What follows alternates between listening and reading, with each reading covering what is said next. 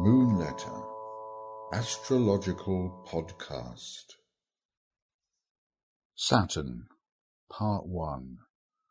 How to Dodge the Issue During Your Saturn Return, by Ben Belinsky.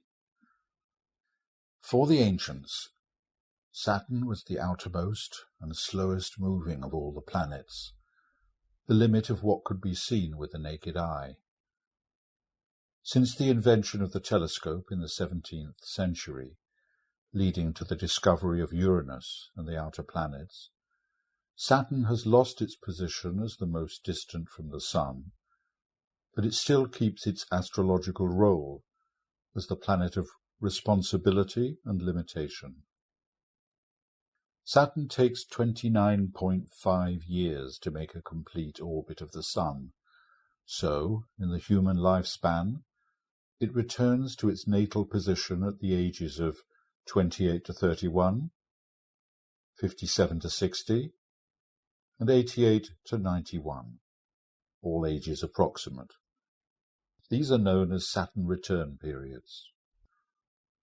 Also significant are the so-called half returns, when Saturn is opposite where it was when you were born. These ages are around 14 to 16, 44 to 46, and 72 to 74. Again, all ages approximate. You can see that the period of adolescent crisis can be described astrologically as the first half Saturn return, a crisis of responsibility and authority. But when people talk about the Saturn return, they are usually referring to the period in our late 20s, early 30s, Saturn's first return to its natal position. This is when we learn Saturn's game, namely, the more responsibility we take, the more free we are. That's the deal. But of course you have a choice. That's what it's about. You can refuse to play. One popular strategy to avoid playing Saturn's game is to find someone to blame for our problems, typically parents, boss, partner, or society in general. Anyone will do, anyone to whom we have granted authority. It's not me, it's them. For some, this is the first step in developing a victim mentality, which further consolidates our position as hard done by, with the aim of getting sympathy and avoiding the necessity of dealing with reality. A variation of this strategy is to find someone with an overdeveloped sense of responsibility who can take care of us. From an astrological point of view, they are acting as our Saturn. We resent the limitations they place on us, but they make sure that we keep a roof over our heads and keep our belly full.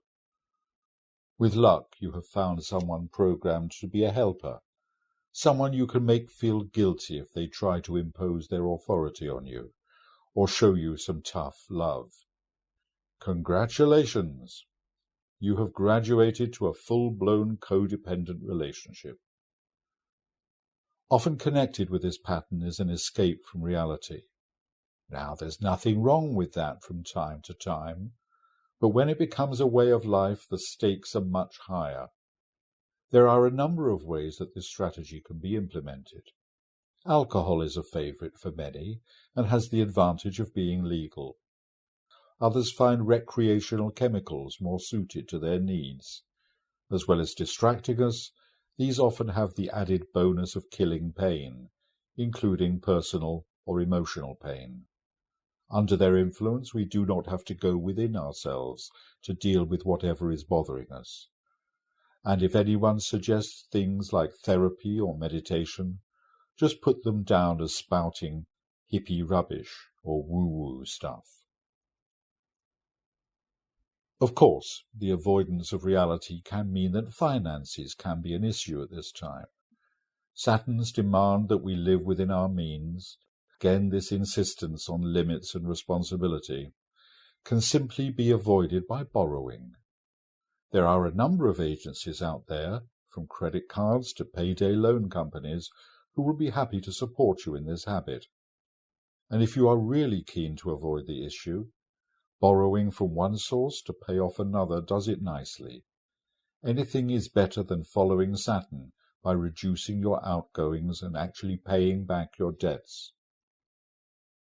Here we can only touch on some of the ways of avoiding the responsibilities demanded of us by Saturn, but I cannot finish this piece without mentioning a popular one: the refusal to feel responsible for others' misfortune.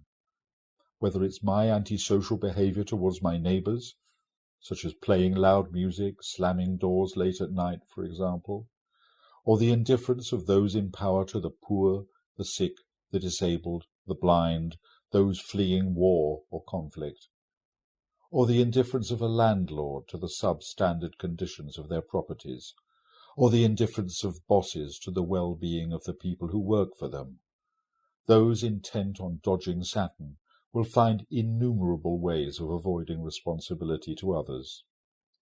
But as the I Ching says, hexagram 60, limitation, it is necessary to set limits even on limitation. To be aware of the limits of one's responsibilities is vital. To take responsibility for all the suffering of the world is a recipe for a crack-up. Likewise, the refusal to take responsibility for anything, not even one's own actions. The correct balance must be found.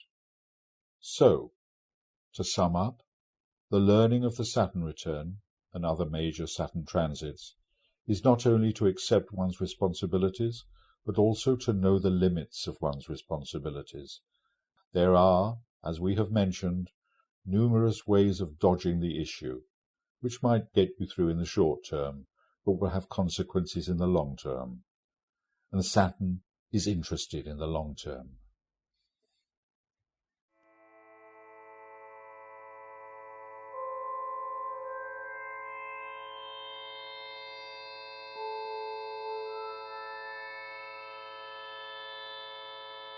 Part 2 of this podcast goes on to talk about the gifts of Saturn.